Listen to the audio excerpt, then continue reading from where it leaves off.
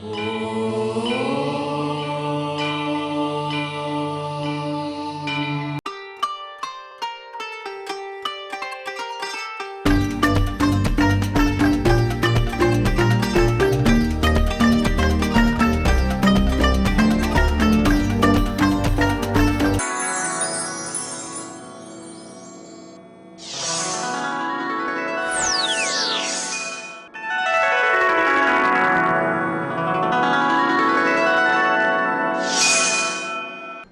शनिदेव।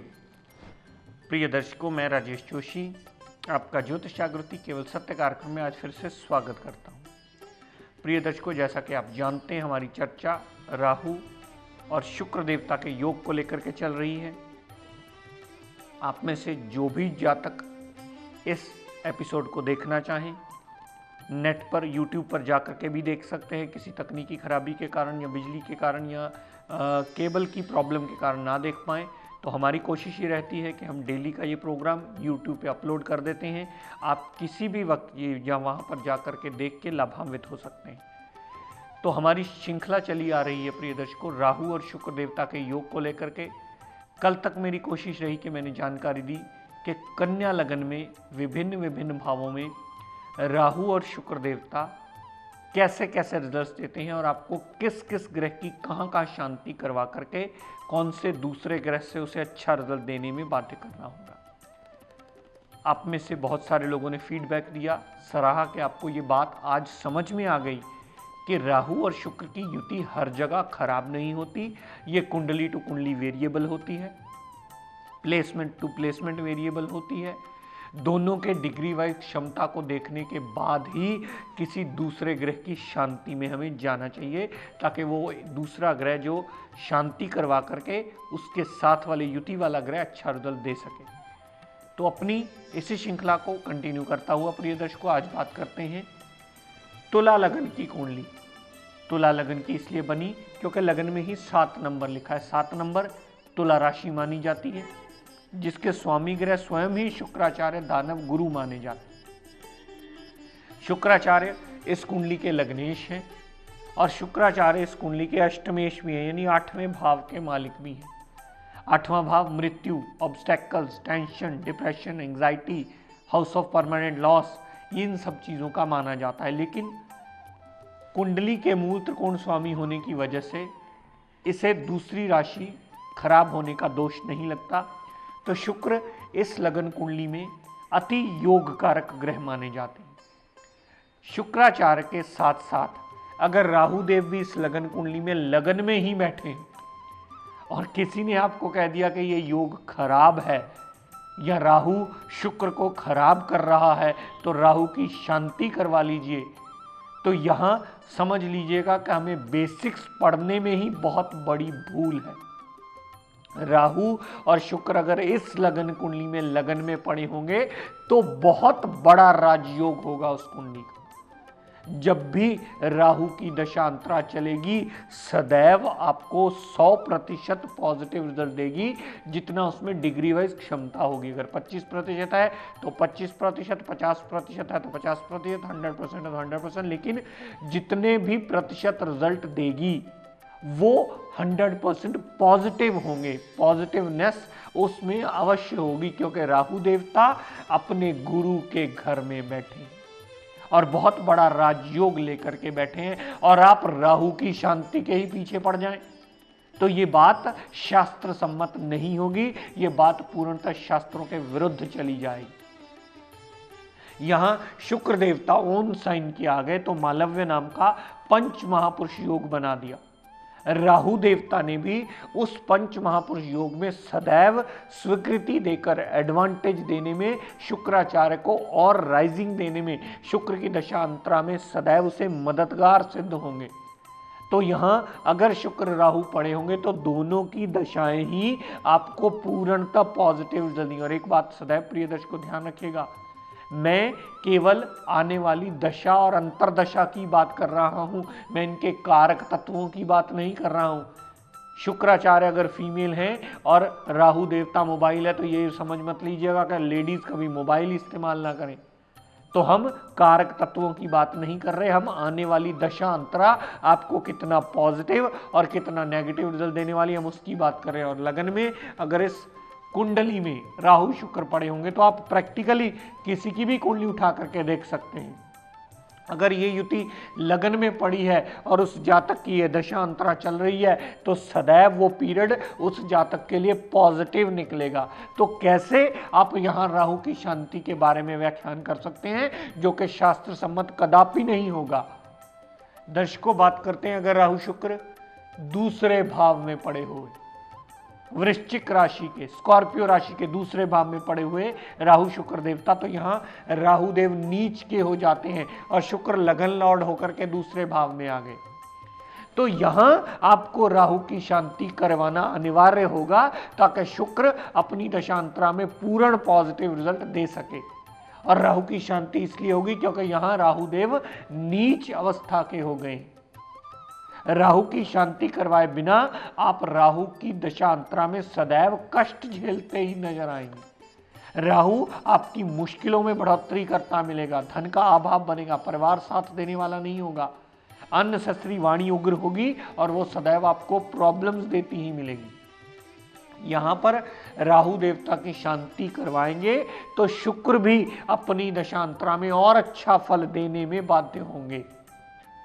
तो दूसरे भाव में पड़े हुए राहु शुक्र की युति में से आपको राहु की शांति करवाना अनिवार्य होगा क्योंकि वो नीच अवस्था में। लेकिन प्रिय दर्शकों, यही राहु शुक्र अगर चौथे भाव में पड़े हुए, चौथे भाव में पड़े होने से राहु देवता की दशांतरा भी सदैव आपको पॉजिटिव फल देती मिलेगी और शुक्र देवता की दशांतरा भी दिशा बल होने की वजह से शुक्र में वो पॉजिटिव फल ही देती मिलेगी। शुक्र की दशांतरा में माता से लाभ, गाड़ी, भूमि, वाहन, मकान, प्रॉपर्टी, लैंड जितनी भी लेने वाली हुई जातक की वो सदैव आपको पॉजिटिव फल देने में बाध्य होगी। और यहां पर आपने गलती राहु शुक्र की युति को देख करके राहु की शांति करवा के कर ली तो वो बात निराधार होगी, वो बात शास्त्र सम्मत कभी होगी ही नहीं, क्योंकि यहां दोनों ग्रह ही बाध्य हो गए हैं अपनी दशांतरा में उतने प्रतिशत पॉजिटिव रिजल्ट देने के लिए जितने प्रतिशत उनमें डिग्री वाइज क्षमता है।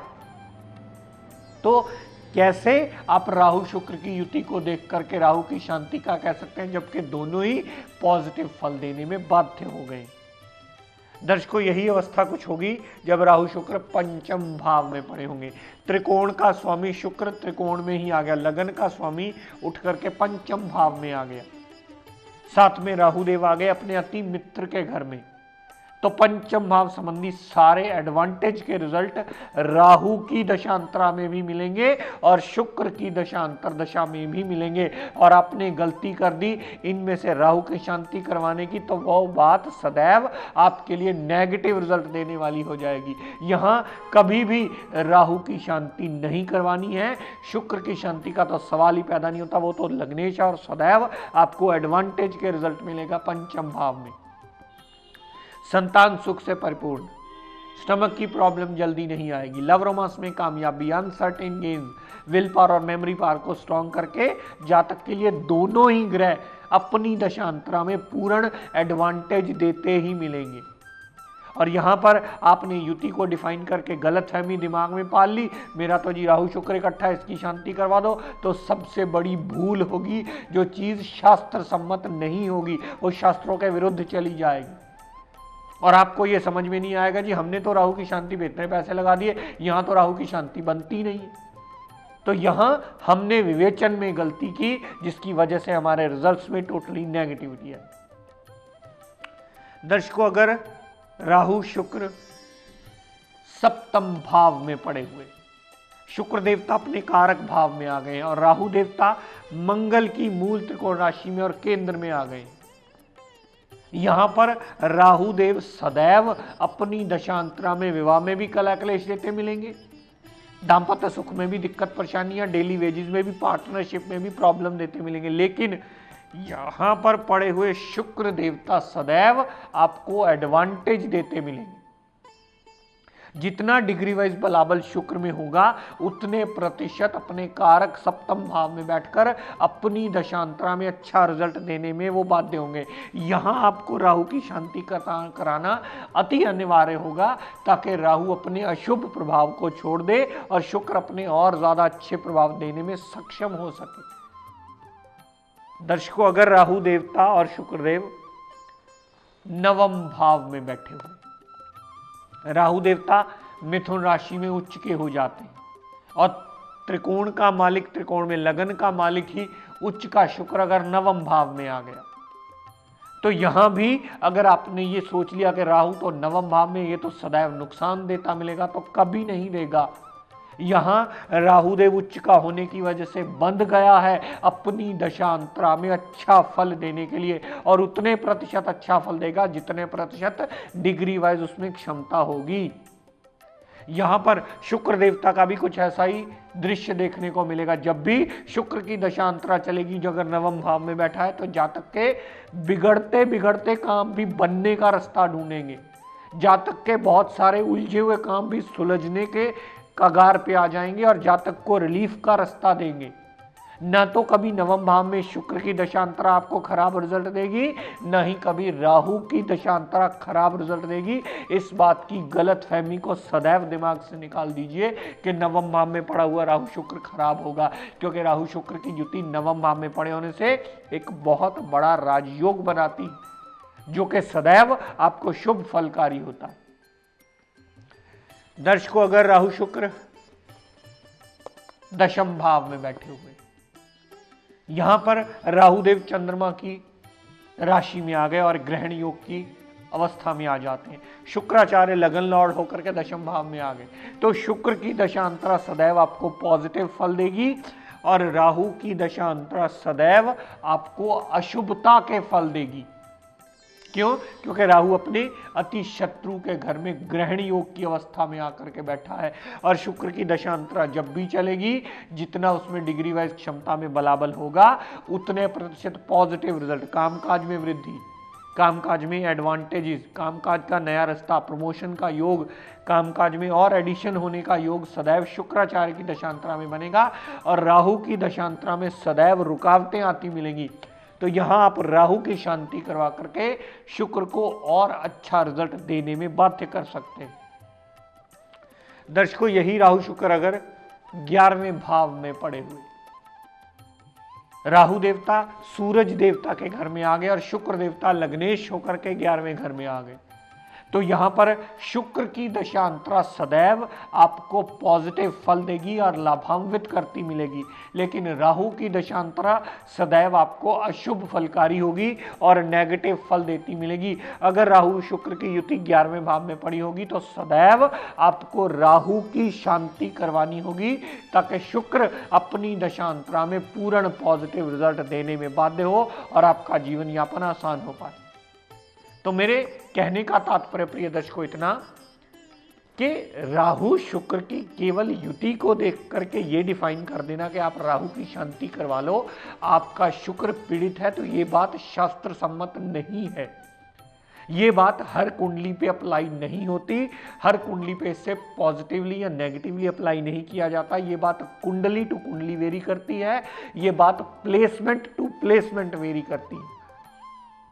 और मेरी कोशिश यही रहेगी कि हर लगन कुंडली में इसकी विस्तृत जानकारी आपको देता चला जाऊं, ताकि आप इस वहम से निकल पाएं कि राहु और शुक्र की युति हमेशा खराब हुई। इस बात का पूर्ण वहम आपके दिमाग से निकल पाए और आप सही विवेचन करने के काबिल बन पाएं।